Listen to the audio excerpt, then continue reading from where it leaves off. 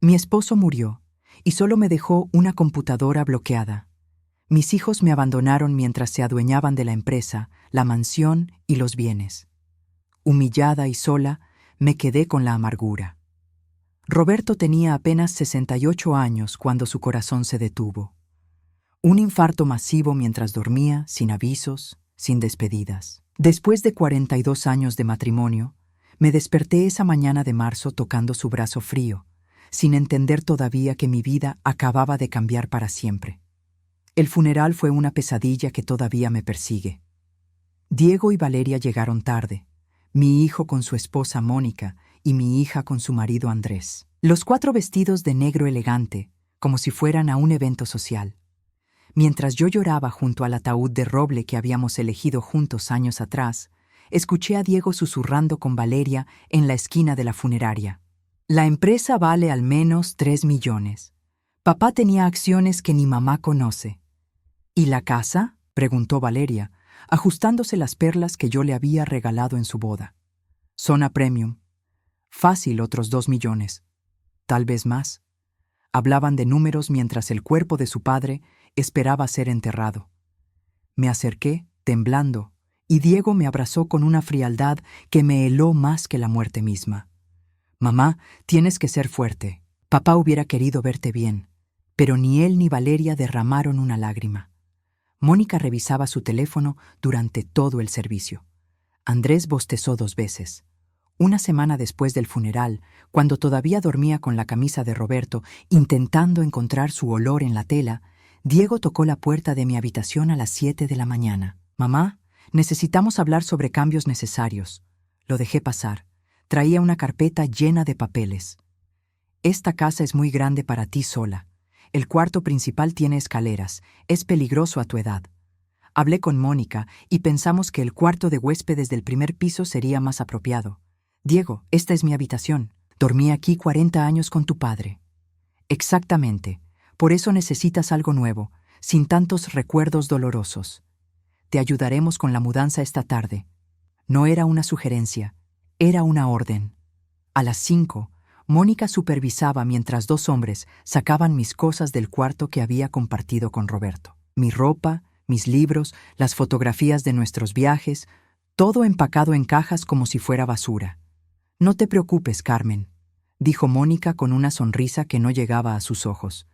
«El cuarto de huéspedes es muy cómodo y está cerca de la cocina, así no tienes que subir escaleras para prepararte algo». El cuarto de huéspedes tenía la mitad del tamaño. Una cama individual, un closet pequeño, una ventana que daba al estacionamiento. Esa noche, acostada en ese colchón duro, escuché las risas de Diego y Mónica en mi antigua habitación. Estaban celebrando algo. Valeria llegó al día siguiente con Andrés y 3 maletas. «Mamá, vamos a quedarnos unos días. Andrés tiene reuniones en la ciudad y es más práctico que estar en hotel». Se instalaron en la habitación de invitados del segundo piso, la que tenía baño privado y balcón. Andrés me saludó con un movimiento de cabeza, como si yo fuera el servicio doméstico. Los días siguientes fueron un desfile de humillaciones. Mónica contrató a una decoradora sin consultarme. Llegó con muestras de pintura y telas, hablando de modernizar los espacios. «Carmen, esta casa está atrapada en los años 80. Necesita renovación urgente». Empezaron a desaparecer cosas. El reloj antiguo del abuelo de Roberto que siempre estuvo en la sala. Las fotografías de nuestra boda que colgaban en el pasillo. Los jarrones que Roberto me trajo de Japón. «Los guardamos, mamá», dijo Valeria cuando pregunté. «Estaban acumulando polvo. No son prácticos. Una tarde encontré a Diego en el estudio de Roberto. Había forzado la cerradura». «Diego, ese es el lugar privado de tu padre». «Era, mamá. Papá ya no está. Y necesitamos revisar sus documentos financieros». Sobre el escritorio de caoba que Roberto había heredado de su padre, había carpetas abiertas, papeles regados, documentos marcados con resaltador amarillo. «¿Qué estás haciendo?» «Revisando el inventario. Papá tenía activos que necesitan administración inmediata. La empresa, las propiedades, las inversiones. Pero yo soy su esposa. Esos papeles me pertenecen. Diego se volteó con una expresión que nunca le había visto. Fría, calculadora. Mamá, tú nunca entendiste de negocios. Papá me enseñó todo sobre las finanzas familiares. Es mejor que yo me encargue. Quiero ver esos documentos. No te preocupes por eso. Yo me encargo de todo. Me empujó suavemente hacia la puerta y cerró con seguro. Escuché el sonido de la cerradura nueva que habían instalado. En mi propia casa me habían cerrado la puerta del estudio de mi esposo. Esa noche, sentada en mi pequeño cuarto de huéspedes, comiendo sobras que Mónica había dejado en el refrigerador, lloré hasta quedarme sin lágrimas. A la mañana siguiente, mientras preparaba café, encontré a Valeria y Mónica en la cocina, hablando en voz baja. Se callaron cuando entré. «Buenos días», dije, mi voz sonando extraña incluso para mí. «Carmen, necesitamos hablar», dijo Mónica, usando mi nombre sin el mamá que antes fingía. «Esta situación no puede continuar así». «¿Qué situación?». Valeria suspiró, como si le costara explicarle algo a una niña tonta. «Mamá, tienes 64 años. Esta casa es enorme. El mantenimiento es complicado. Los gastos son altísimos. He vivido aquí 35 años. Sé perfectamente cómo manejar esta casa. Andrés y yo estuvimos viendo opciones», continuó Valeria.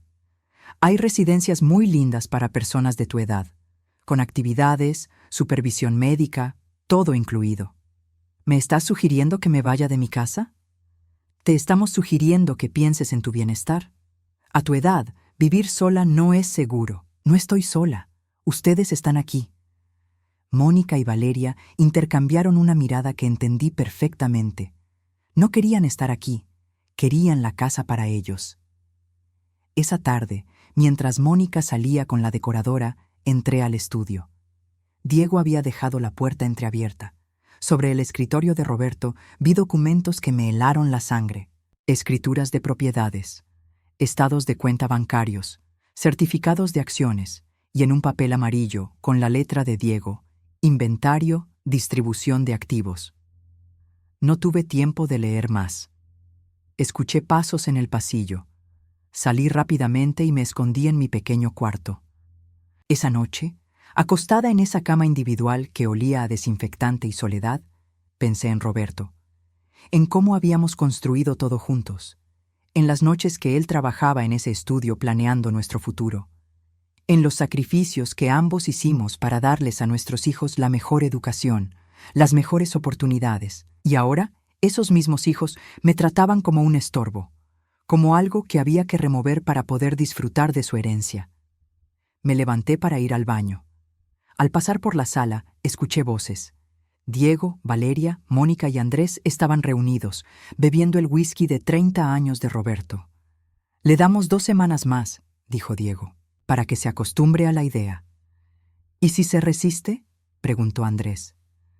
«No se va a resistir», respondió Mónica. «Carmen siempre hace lo que le decimos. Es demasiado sumisa». Se rieron, los 4 riendo mientras planeaban echarme de mi propia casa. Volví a mi cuarto temblando. Busqué mi teléfono para llamar. ¿A quién? Mis amigas más cercanas habían muerto o se habían mudado.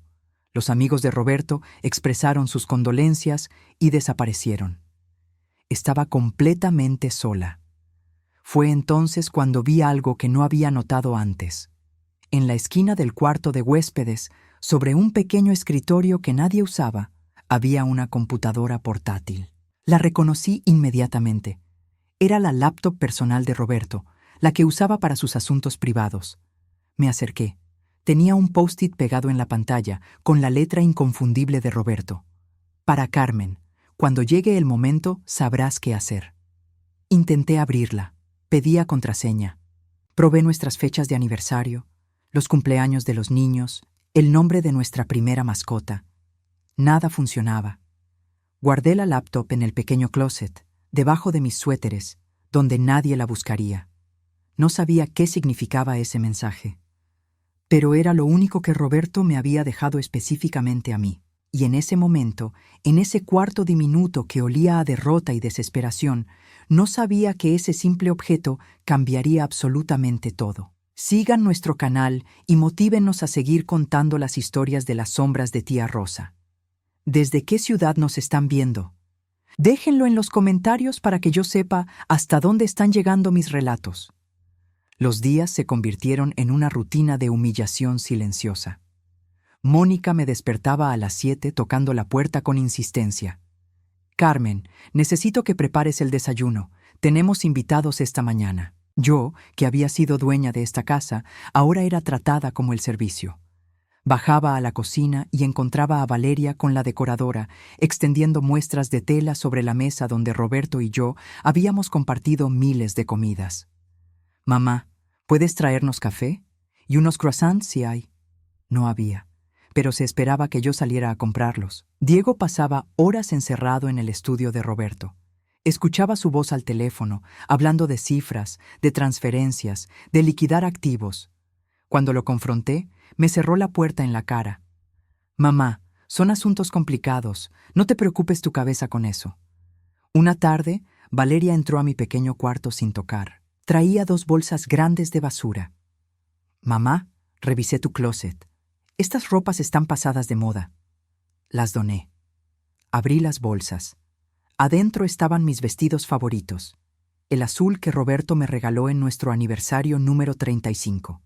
El negro que usé en la graduación de Diego. El floreado que me hacía sentir joven. «Valeria, esa ropa es mía. No tenías derecho». «Mamá, a tu edad necesitas ropa más apropiada, más práctica. Te compré estas blusas en oferta». Me mostró 3 blusas grises, tallas equivocadas, tela barata, como uniformes de hospital. «No quiero esas blusas». «Pues es lo que hay», dijo Valeria dejando las bolsas en el piso. «Ya doné las otras. No seas desagradecida». Esa misma tarde, Andrés llegó con un hombre en traje. Los escuché en la sala. La propiedad está en excelente zona. Con una remodelación menor, fácil alcanza los 5 millones. «¿Y qué tan rápido podemos cerrar?», preguntó Andrés. «Si los papeles están en orden, 30 días». Se estaban reuniendo con un agente de bienes raíces. Estaban tasando mi casa para venderla. Salí de mi cuarto, tratando de mantener la compostura. «¿Qué está pasando aquí?». Diego apareció detrás de mí, tomándome del brazo con más fuerza de la necesaria. «Mamá, vuelve a tu cuarto. Esto no es asunto tuyo. Esta es mi casa. Todo aquí es asunto mío». «Era tu casa», dijo Mónica desde el sillón, donde bebía vino de la colección de Roberto. «Las cosas cambian». El agente me miró con lástima. Reconoció la situación inmediatamente. Lo había visto antes.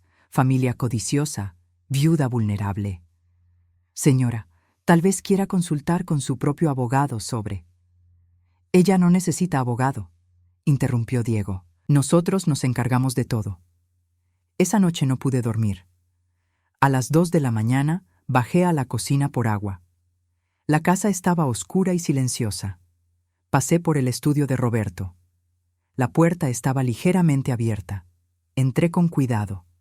La luz de la luna entraba por la ventana, iluminando el escritorio. Sobre él había documentos que Diego había dejado regados. Los revisé con manos temblorosas. Encontré un papel con el membrete de un abogado. «Testamento de Roberto Méndez», decía en la parte superior. Mis ojos recorrieron las palabras. «Dejo a mis hijos Diego y Valeria la totalidad de mis bienes, propiedades y activos». El papel cayó de mis manos. Roberto me había dejado sin nada. Después de 42 años de matrimonio, de sacrificios, de ser su compañera en todo, me había borrado del testamento. «¿Mamá? ¿Qué haces aquí?». Era Diego, en pijama, con expresión furiosa. «Yo necesitaba agua». «Este estudio está cerrado. No deberías entrar sin permiso». Vi el testamento. Diego suspiró, encendiendo la luz. «Por eso no queríamos que lo vieras así. Papá tomó esta decisión hace tiempo. Pensaba que era mejor que nosotros administráramos todo. Tú nunca entendiste de finanzas. Pero soy su esposa. Eras su esposa. Y él te amaba, mamá. Por eso dejó instrucciones específicas de que te cuidáramos. Tendrás una mesada mensual, un lugar donde vivir. No te faltará nada». «¿Una mesada? ¿Como si fuera una niña?». como si fueras parte de esta familia. Pero la casa, la empresa, los activos, eso requiere gestión profesional. Papá confiaba en mí para eso. Me fui a mi cuarto con las piernas temblando. Me senté en la cama y lloré hasta que me dolió el pecho. Roberto me había traicionado. Mis hijos me estaban robando mi vida, y yo no tenía absolutamente nada. Al día siguiente, Valeria anunció que habían encontrado el lugar perfecto para mí. Es un residencial muy lindo, mamá. Tiene jardines, actividades, enfermeras las 24 horas. No necesito enfermeras, estoy perfectamente bien. A tu edad es mejor prevenir, dijo Mónica. Además, conocerás gente de tu edad, harás amigas. Será mejor que estar sola en esta casa enorme. No quiero irme de mi casa. Mamá. Diego se sentó junto a mí, tomando mis manos con una suavidad falsa. Tienes que ser razonable. Esta casa se va a vender. Ya tenemos compradores interesados. Necesitamos que cooperes. ¿Y si me niego? La expresión de Diego cambió. La máscara de hijo preocupado cayó por un segundo. No te recomendaría eso. Podríamos hacer las cosas más complicadas. Hay procedimientos legales para cuando las personas mayores no pueden tomar decisiones apropiadas. Me estaba amenazando con declararme incompetente. Esa tarde, después de que todos salieron, subí al ático. Roberto guardaba ahí cajas viejas, recuerdos de nuestra vida juntos. Busqué entre fotografías de vacaciones familiares, diplomas de los niños, cartas que nos escribimos cuando éramos novios. Encontré una caja marcada «Importante, solo Carmen». La abrí con corazón acelerado. Adentro había documentos, cartas y un sobre sellado que decía «Abrir en tu cumpleaños 65». Mi cumpleaños era en 2 semanas. Guardé la caja bajo mi cama. Era lo único que me quedaba de Roberto, además de esa computadora bloqueada con su misterioso mensaje. Los días pasaban lentos y dolorosos. Mónica me quitó las llaves de mi auto. No es seguro que manejes a tu edad. Podría prestártelo cuando necesites ir a algún lado. Andrés cambió las contraseñas del Wi-Fi para evitar que extraños se conecten. Diego instaló cámaras de seguridad en la sala y el comedor. Por tu protección, mamá. Pero yo sabía la verdad. Me estaban vigilando, controlando, preparándome para mi salida definitiva. La noche antes de mi cumpleaños, Valeria entró a mi cuarto con una caja envuelta. «Feliz cumpleaños adelantado, mamá». La abrí. Adentro había ropa interior de abuela, pantuflas ortopédicas, un bastón plegable. «Para tu nueva vida», dijo con una sonrisa. «Mañana vendrá el doctor Fuentes a conocerte. Diego pensó que sería bueno que tuvieras una evaluación médica completa. Ya sabes, para el residencial». Después de que se fue, abrí el sobre que Roberto había dejado para mi cumpleaños. Adentro había solo una línea, con su letra. «Revisa tu teléfono a medianoche. Y ten fe, mi amor. Siempre te protegeré». No entendía qué significaba, pero guardé la nota junto a la computadora bloqueada, esperando que el reloj marcara las 12 de la noche del día más triste de mi vida. El día de mi cumpleaños número 65 amaneció gris y frío. Nadie tocó mi puerta, nadie me felicitó. Bajé a la cocina a las 8. Mónica estaba preparando un desayuno elaborado: huevos, tocino, pan tostado, jugo fresco. Por un momento pensé que tal vez habían recordado mi cumpleaños. «Buenos días», dije. Mónica ni siquiera volteó. «Carmen, ¿puedes lavar estos trastes? Llegamos tarde anoche y no tuve tiempo». El fregadero estaba lleno de platos sucios. Cumplía 65 años y me pedían que lavara trastes. «Hoy es mi cumpleaños», dije en voz baja. «Ah, sí. Felicidades», respondió Mónica sin levantar la vista de su teléfono. «El doctor Fuentes viene a las 10. Diego quiere que estés presentable». El desayuno elaborado no era para mí. Era para el doctor que vendría a evaluarme, a buscar razones para declararme incompetente. A las 10 en punto, el doctor Fuentes llegó. Era un hombre de unos 50 años, con maletín de cuero y sonrisa profesional. Diego lo recibió como si fuera un viejo amigo. «Doctor, gracias por venir. Mi madre ha estado mostrando signos preocupantes últimamente». Me senté en la sala mientras el doctor abría su libreta. Diego y Valeria se quedaron como supervisores. Señora Carmen, ¿sabe qué día es hoy? Sábado 15 de abril, mi cumpleaños número 65. ¿Y quién es el presidente? Respondí correctamente cada pregunta. El doctor parecía confundido. Yo estaba perfectamente lúcida, orientada, coherente. Doctor, intervino Diego. Mamá olvida cosas. El otro día no recordaba dónde había puesto sus llaves. Porque Mónica me las quitó, respondí firmemente. Y cambiaron las cerraduras sin darme copias. El doctor me miró con más atención. Señora Carmen, ¿hay algo que quiera contarme? Sí, quería contarle que mis hijos me habían quitado todo, que me trataban como sirvienta, que estaban planeando vender mi casa, pero vi la expresión de advertencia en los ojos de Diego. Estoy bien, doctor, solo triste por la muerte de mi esposo. Después de que el doctor se fue, escuché a Diego hablando con él en la entrada. ¿Ve, doctor? Parece normal, pero tiene episodios. La otra noche la encontré deambulando por la casa a las 2 de la mañana. Su madre parece completamente competente, señor Méndez. Créame, doctor, necesitamos documentación para protegerla de sí misma. No sé cuánto le pagaron, pero el doctor se fue con una expresión incómoda. Esa tarde, todos salieron. Diego y Mónica a cenar con amigos, Valeria y Andrés al cine. Me dejaron sola en mi cumpleaños, sin pastel, sin regalo, sin ni siquiera un abrazo sincero. Me senté en mi pequeño cuarto con una taza de té frío. Sobre la cómoda estaba la fotografía de Roberto y yo en nuestra boda. Éramos tan jóvenes, tan felices, tan llenos de esperanza. ¿Qué nos había pasado? ¿Cómo habíamos criado hijos tan crueles? A las 11 de la noche, el silencio de la casa era opresivo. Me puse el camisón y me acosté, sin ganas de esperar la medianoche. ¿Qué sentido tenía? Roberto estaba muerto. Su nota era probablemente solo nostalgia de un hombre enfermo. Pero a las 11:58 mi teléfono vibró sobre la mesa de noche. Lo tomé con manos temblorosas. Un mensaje de un número desconocido apareció en la pantalla. Feliz cumpleaños, mi amor. Disfruta tu vida de la mejor manera.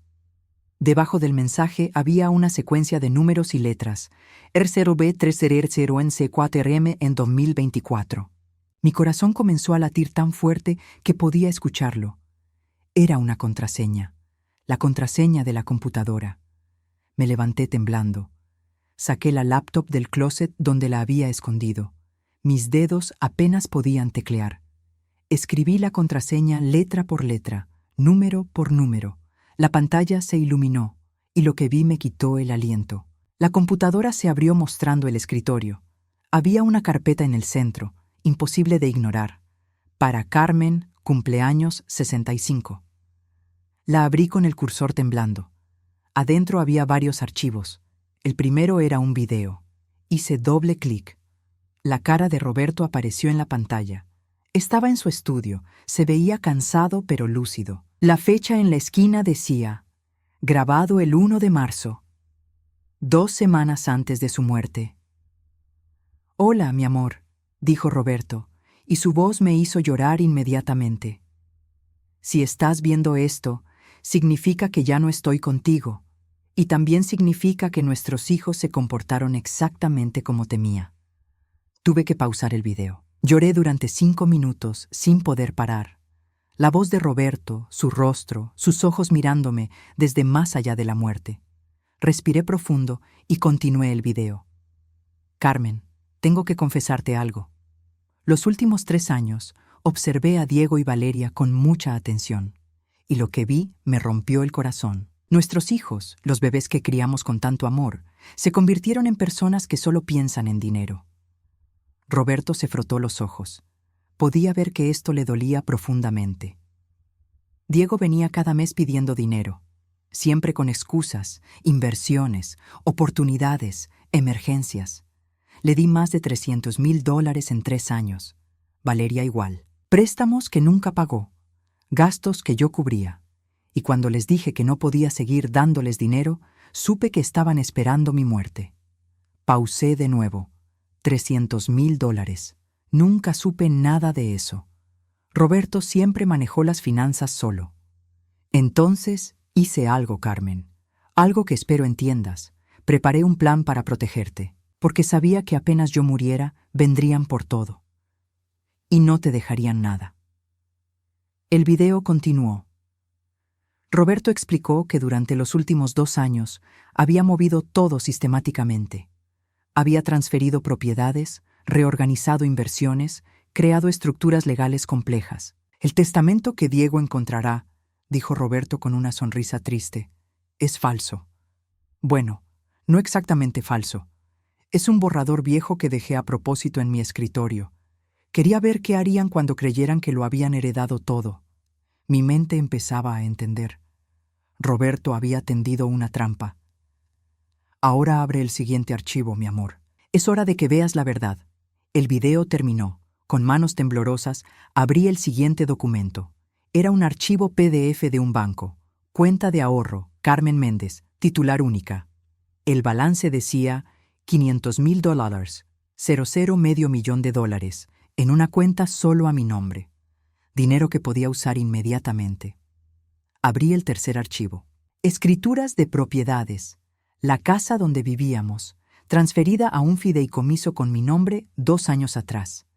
No era de Diego ni de Valeria, era mía. El cuarto archivo casi me hace desmayar. Documentos corporativos de la empresa familiar.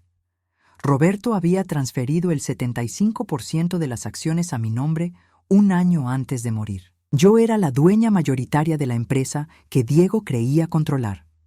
Seguí abriendo archivos, inversiones, cuentas bancarias, propiedades, todo legal, todo notariado, todo transferido a mi nombre en los últimos 2 años. Roberto no me había abandonado.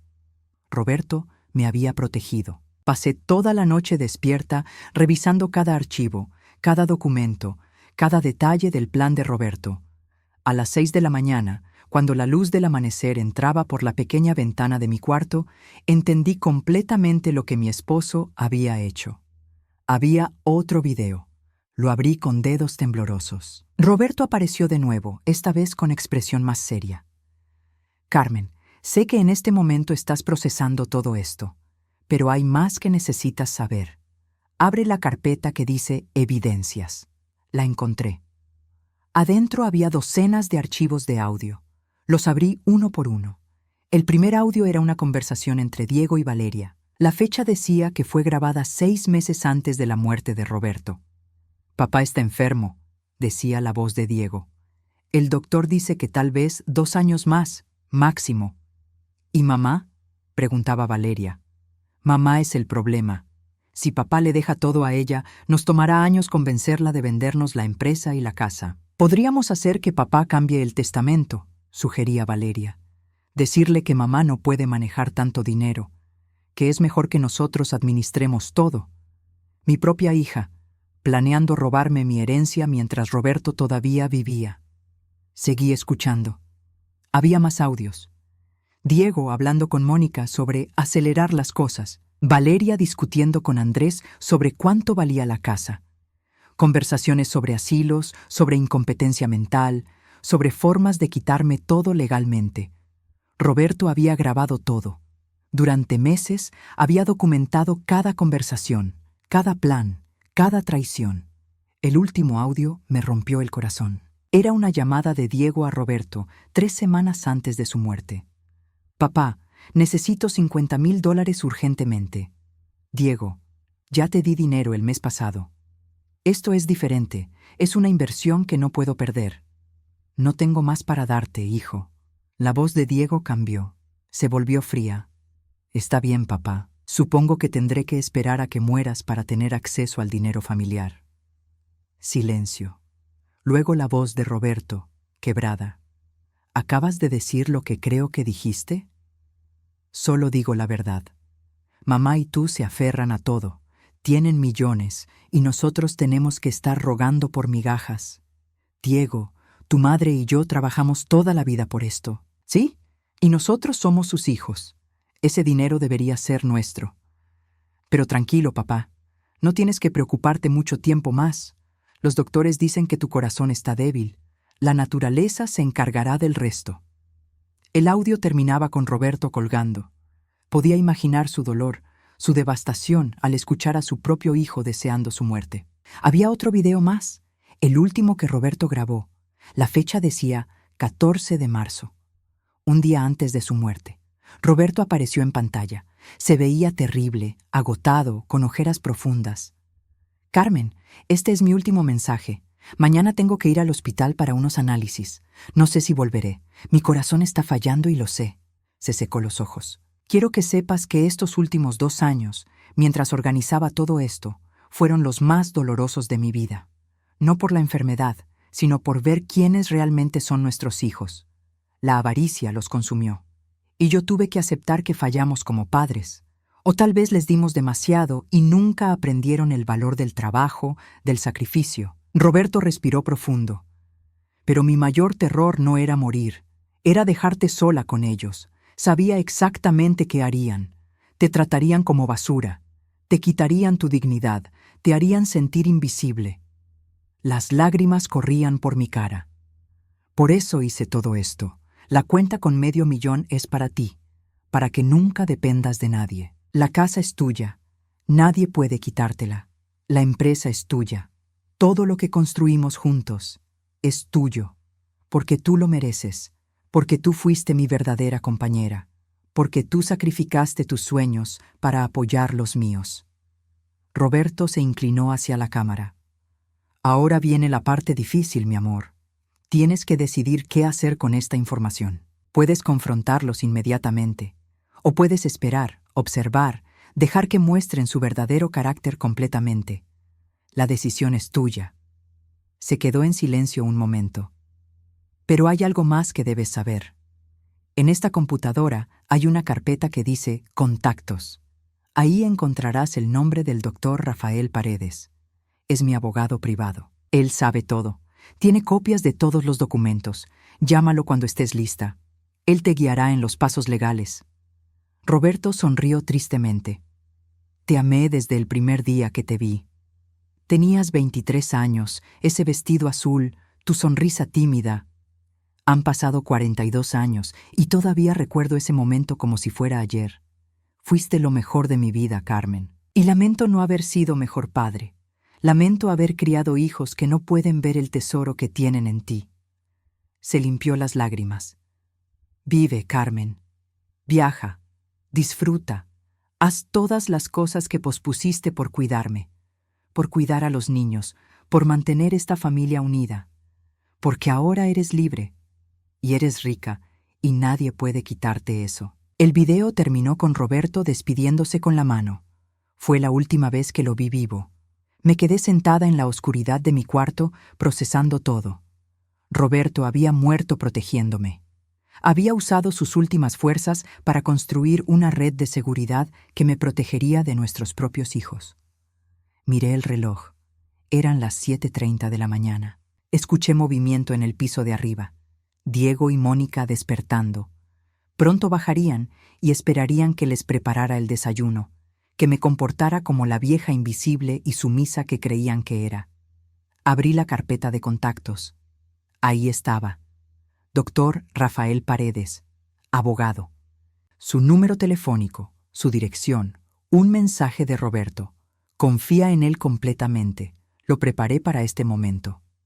Tomé mi teléfono. Eran las 8:45 de un domingo por la mañana. Pero algo me decía que el doctor Paredes estaba esperando mi llamada. Marqué el número. Respondió al segundo timbre. «¿Señora Carmen?», dijo una voz masculina, profesional pero cálida. Estaba esperando su llamada. Roberto me dijo que llamaría el día de su cumpleaños número 65, o poco después. Doctor Paredes, yo no sé ni por dónde empezar. Empiece por decirme, ¿ya revisó la computadora? ¿Ya vio los videos? Sí, todo. Perfecto. Entonces sabe que es la dueña legal de todo. La casa, la empresa, las inversiones. Todo está a su nombre y ha estado a su nombre por más de un año. Los documentos están perfectamente legalizados. Pero Diego encontró un testamento, un señuelo. Roberto lo dejó en su escritorio a propósito. Sabía que Diego revisaría sus cosas apenas muriera. Quería ver qué hacía su hijo con esa información falsa. Entonces, mis hijos no han heredado nada. Absolutamente nada. De hecho, señora Carmen, técnicamente ellos están viviendo en su propiedad sin su permiso. Usted podría pedirles que se vayan en cualquier momento. Escuché pasos bajando las escaleras.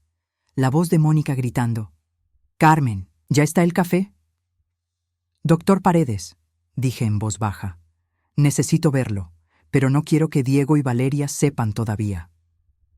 Entiendo perfectamente. Roberto me advirtió que posiblemente querría esperar, observar la situación desarrollarse. ¿Qué le parece si nos vemos mañana a primera hora?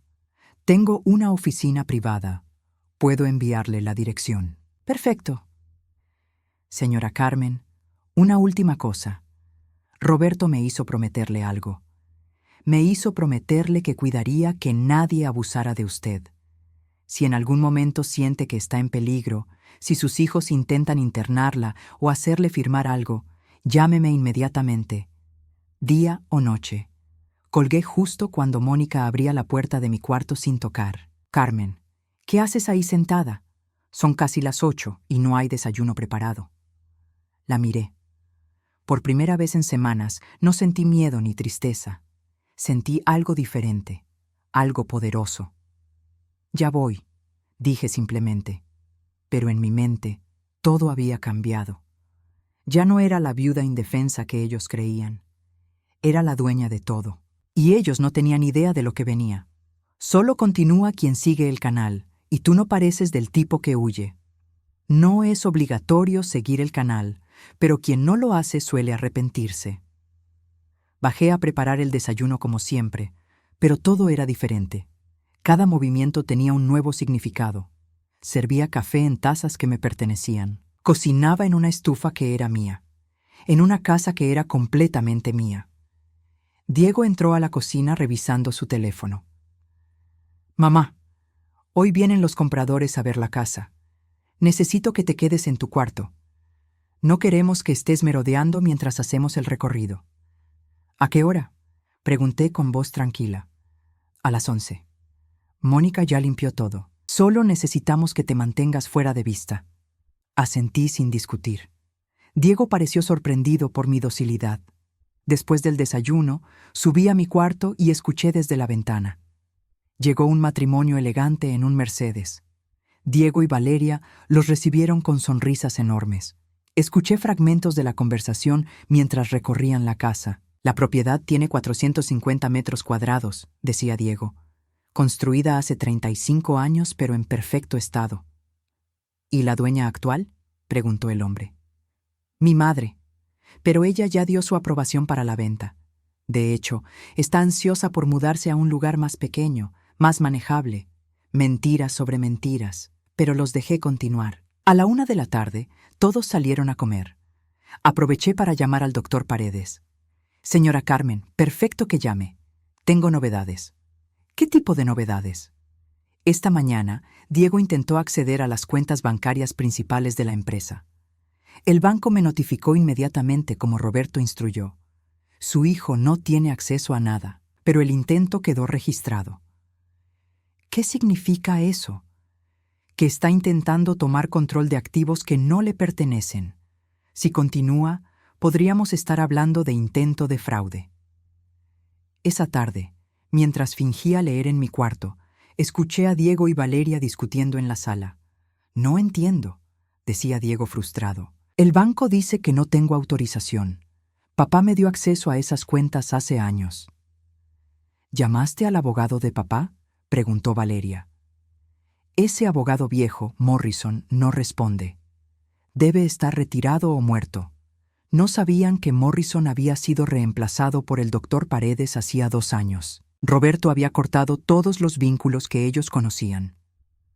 Al día siguiente, salí temprano. Les dije a Diego y Mónica que tenía cita médica. Mónica apenas levantó la vista de su teléfono. La oficina del doctor Paredes estaba en el centro, en un edificio discreto. Era un hombre de unos 60 años, con expresión seria pero amable. «Señora Carmen, es un honor finalmente conocerla. Roberto hablaba de usted con tanto amor». Me mostró una carpeta gruesa. «Aquí está todo. Cada propiedad, cada cuenta, cada inversión. Todo legalmente transferido a su nombre entre enero de 2022 y febrero de 2024. Roberto fue meticuloso. Revisamos documento por documento. La casa, mía desde hace 2 años. La empresa, 75% de las acciones a mi nombre. 3 propiedades de renta, todas mías. Inversiones por más de 2 millones. Mías. Diego y Valeria técnicamente tienen el 25% de las acciones de la empresa, explicó el doctor Paredes. Roberto no podía quitarles eso sin levantar sospechas. Pero usted controla la junta directiva. Ellos no pueden hacer ningún movimiento importante sin su aprobación. ¿Y el testamento que encontraron? Un documento que Roberto preparó hace 5 años y nunca actualizó formalmente. Tiene validez legal, pero solo para lo que Roberto poseía a su nombre al momento de su muerte. Y al momento de su muerte, Roberto no poseía casi nada. Todo ya estaba transferido a usted. Era brillante. Roberto había vaciado su patrimonio personal legalmente, transfiriéndolo todo a mi nombre antes de morir. El testamento que Diego encontró era real, pero inútil. No había nada que heredar porque Roberto ya me lo había dado todo en vida. ¿Qué recomienda que haga?, pregunté. El doctor Paredes se reclinó en su silla. Roberto me dijo que usted decidiría si confrontarlos inmediatamente o esperar. Él sospechaba que usted querría ver hasta dónde llegarían las cosas. ¿Tenía razón? Pensé en las últimas semanas, en cada humillación, cada desprecio, cada mentira. Pensé en cómo me habían tratado, creyendo que era una vieja indefensa sin recursos. Quiero esperar, dije finalmente. Quiero que muestren completamente quiénes son. Entiendo. Entonces le sugiero que documente todo. Grabe conversaciones si puede. Guarde mensajes. Cuando finalmente revele la verdad, querrá tener evidencia de cómo la trataron. Me dio un dispositivo pequeño. Es una grabadora. Se activa con este botón. Guárdela en su bolsillo. Registrará todo. Regresé a casa con el dispositivo escondido en mi bolso. Mónica estaba en la sala con la decoradora, eligiendo nuevas cortinas.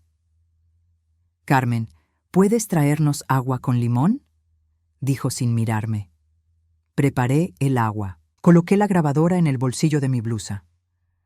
«Estas cortinas transformarán completamente el espacio», decía la decoradora. «Cuando sea oficialmente su casa, quedará preciosa».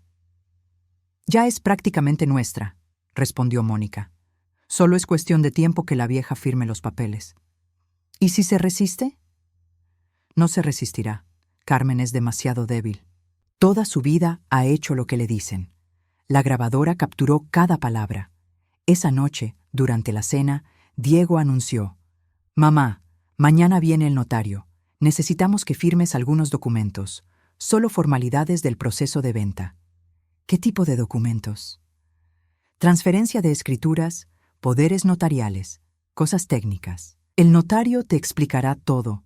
Llamé al doctor Paredes esa noche. «No firme absolutamente nada», me advirtió. «Si insisten mucho, finja que se siente mal. Yo puedo estar ahí mañana si lo necesita». «No, todavía no. Quiero ver qué documentos traen exactamente». Al día siguiente, el notario llegó puntual. Era un hombre joven, nervioso. Diego y Valeria se sentaron a cada lado de mí en el comedor. El notario extendió varios documentos. «Señora Carmen, estos documentos transfieren la propiedad de esta casa a nombre de sus hijos. También le dan poder legal a Diego para manejar sus asuntos financieros». Leí cuidadosamente. Eran exactamente lo que el doctor Paredes había predicho. Documentos para despojarme de todo legalmente. «Necesito tiempo para leerlos», dije. «Mamá, el notario tiene otros compromisos», presionó Valeria. «Son documentos estándar». «Entonces pueden esperar hasta que los lea completamente».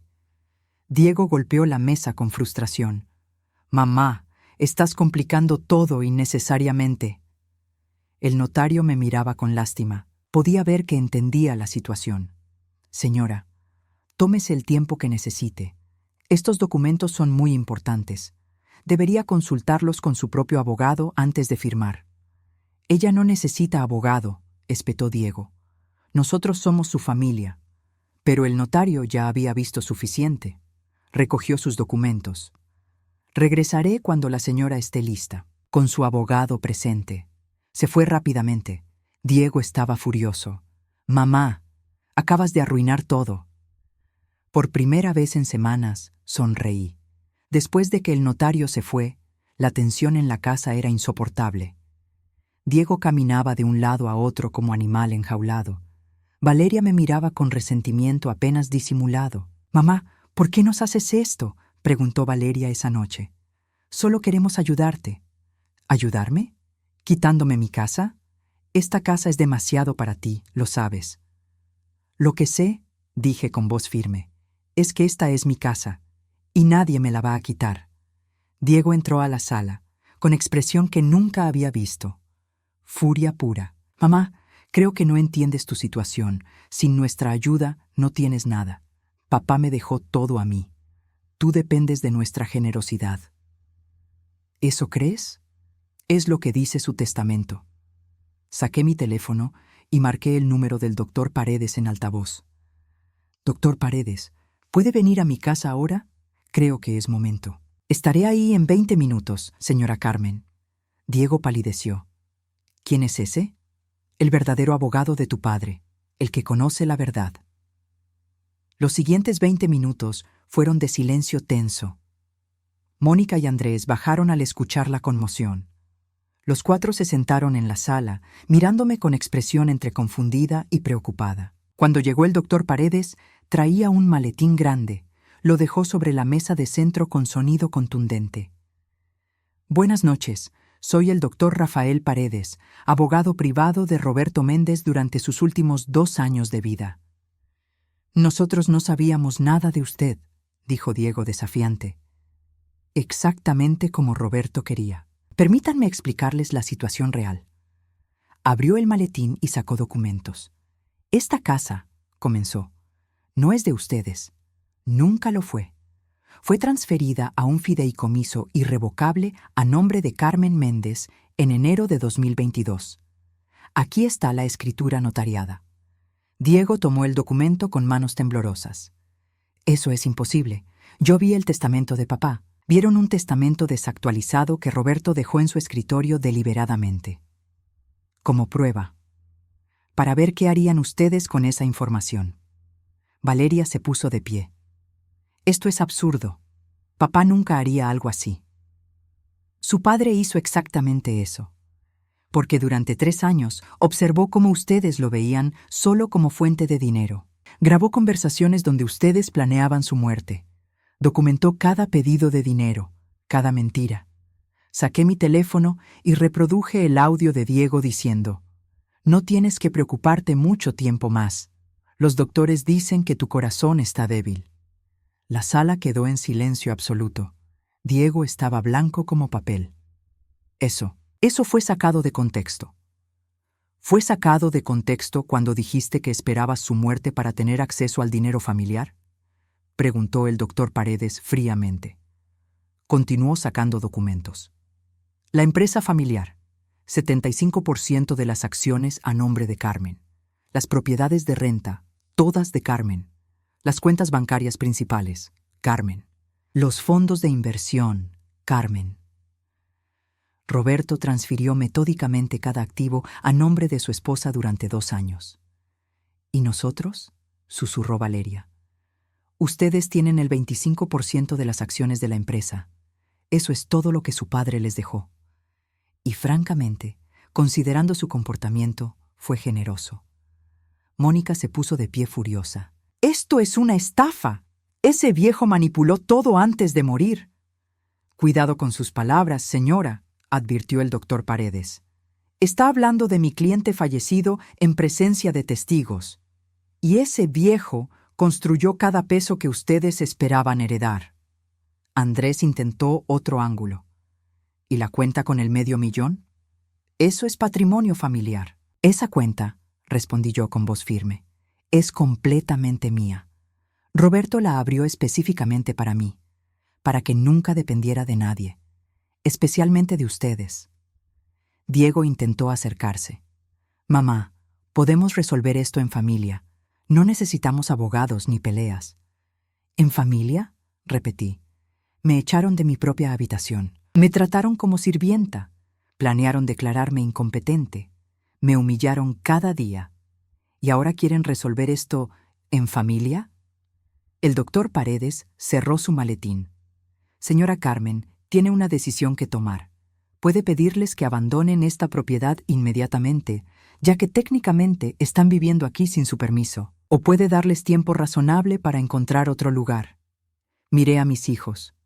Diego con expresión derrotada. Valeria llorando lágrimas que ya no me conmovían. Mónica y Andrés claramente calculando sus próximos movimientos. Tienen 2 semanas, dije finalmente. 2 semanas para sacar sus cosas y encontrar dónde vivir. ¿Y el dinero para eso?, preguntó Diego con voz pequeña. El mismo dinero que pensaban usar de mi herencia, sus propios recursos, sus propios trabajos, su propia responsabilidad. Valeria se arrodilló frente a mí. Mamá, por favor, lo siento tanto.